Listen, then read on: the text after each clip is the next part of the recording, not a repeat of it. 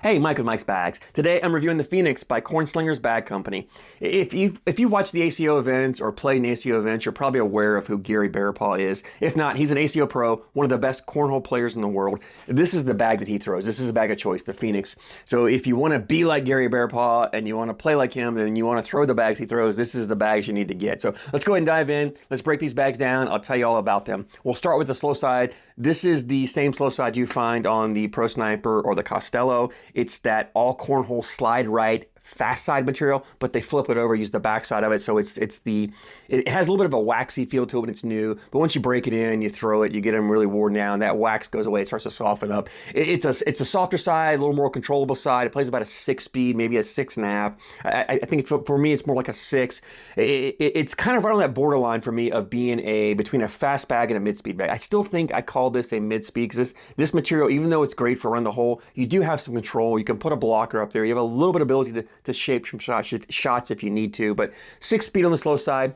Fast side, this is the Pro Sniper, Deadhead, Viper fast side. It's that 9-speed, it's crazy fast, it's great for pushing, collecting, sliding up boards in any condition. So we've got a 6 and 9-speed bag. It's the exact same two materials that you find on the Lucky Pro Snipers. If you're familiar with that bag, that's what you got. Now this bag's not quite as floppy as that. It's a little bit fuller bag than that Pro Sniper. Template-wise, it's a medium template bag, medium amount of fill. It's like right in that perfect sweet spot for bags for me because you've got some flop here, but it is not overly floppy. And so if you're a player who likes a fuller bag, you don't like a lot of flop, you can grab this bag, you can lock it down. It's got a wonderful hand feel to it. It's got enough fill here that, like I said, you can get complete control of it. The bag it's not that sloppy, floppy bag that you really can't control. So it's great for players who like a fuller style bag.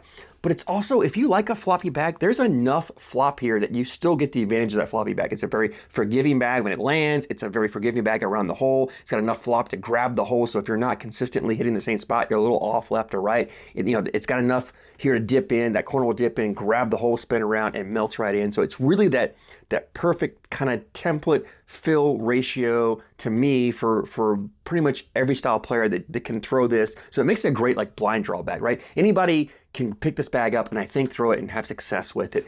Fill in here, this is I think it's all flat fill. I think it's a little bit of a mixture of different size flat fills, maybe some different weight ones in here, but I don't feel any beads in here, so I think it's an all flat fill, which gives the bag a ton of forgiveness. This bag, if you don't throw the flattest of bags, it's not going to punish you. It's very forgiving on the landing. It has little to no kick to it, so like I said, if you're not flat, if you've got a tilt, angle, whatever on the bag, it tends to land, flatten out really well, and just slide straight up that board, which is what you want if you're not a flat bag thrower. These bags are ACO stamped, so if you play in ACO events, you need an ACO stamp bag. This Phoenix is ACO approved. Let's go ahead and dive into the playability of this bag, and to me, it's a pretty straightforward bag. This is really a bag for going hole for hole, running bag after bag and just trying to outscore your opponent. As I mentioned, you have some control on the slow side, and you can throw blockers up if you need to, it's really not I don't want to say it's not a great blocker bag. This material's not that sticky, so when you have a blocker up there, it's not going to cause a lot of bags to kick off. It's a pretty easy bag to push through because there's not a lot of friction here, resistance, it's not sticking to the board. It's just easy to push through. You don't have to go crazy. So even like when I throw blockers up there, I'm not always going fast side. I can push slow sides. It's plenty fast on the slow side, and because there's not a lot of resistance, you can push right through. But it is a bag that if you need to put a blocker up here or there, want to throw a third bag blocker, maybe you need to manufacture some points, you're getting behind in the game and you want to get some points, maybe you want to throw a blocker, you have the control to do that. But it's really a bag designed, and it really shines better when you're just running bags in, going hole for hole, putting your 4 bags in, outscoring your opponent. The bag does a great job of it. As I mentioned, you've got enough flop here that even if you don't land it where you want, you miss your mark left or right, as long as you can get that corner to grab that hole, it's going to spin around and pull it back in.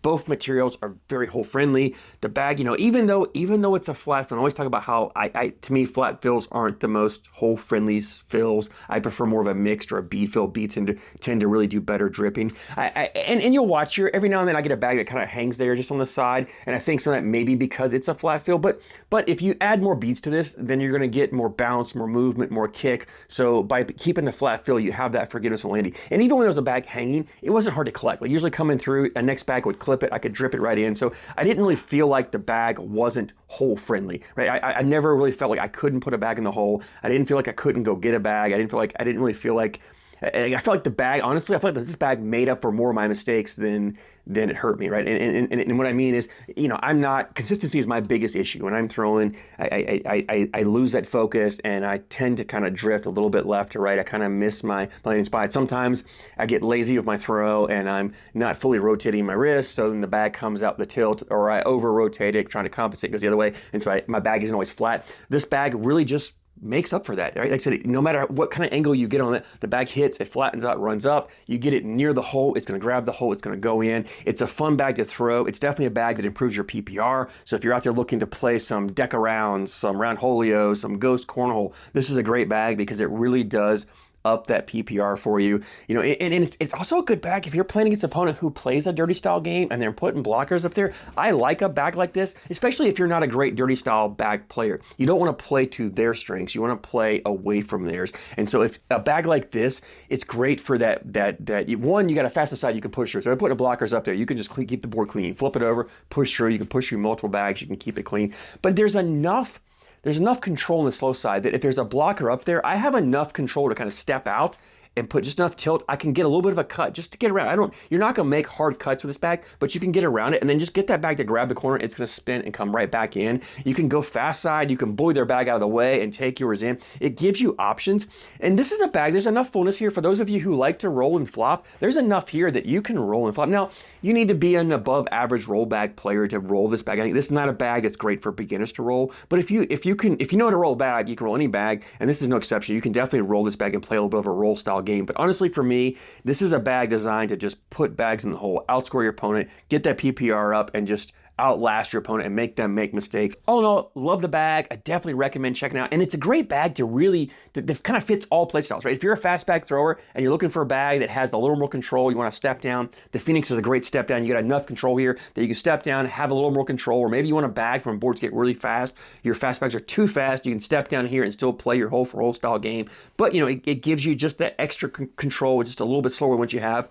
If you're a slow bag thrower, you're more of a dirty bag player, but you want a bag that you can run the hole with, but you don't want those really fast bags. That's what you still got some control here. It's not crazy fast. It's not a bag that even if you miss, it's not necessarily flying off the back of the board. It's still going to stay on the board. It's not going to penalize you that way. So it's really kind of right in that middle. Fits kind of both play styles. I think it's a great bag for blind draw. So definitely a bag you want to add to your arsenal. Leaves me in availability, and CBC has a website. It's cornslingersbagco.com. Link down in the description. You guys click on there. And bags were $80. They have several different colorway options. I will say I don't usually talk about designs, but I did want to mention that there's something I love when a company wraps the design around the back, right? You've got this design and it just kind of flows and continues all around the back. I just love that. And I know it's got to take extra work to make sure you get this lined up just perfectly. In fact, on this one side, you probably can see it actually says CBC right across the seams, lined up perfectly. So someone's put some time into making sure that everything lines up, the little details, right? Those details matter. And like I said, I don't usually talk about designs because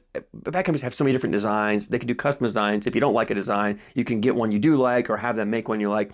But I love when a bag has that continuity around it. And not every bag company does it. It's not a big deal, but when they do it, I really do appreciate that. So love the design on these bags. The bags were $80 for a set, as I mentioned. They're $9 shipping, $89 shipped to you all in. It's a great price. It's on that lower end of bag prices. I can't recommend them enough. For $89, go grab yourself a set of Phoenix. I think you're going to love them. If you've thrown them, drop a comment down below. Let me know what you like, what you don't like. Always love hearing you guys' opinions. I thank you so much for your support, and I thank you for watching.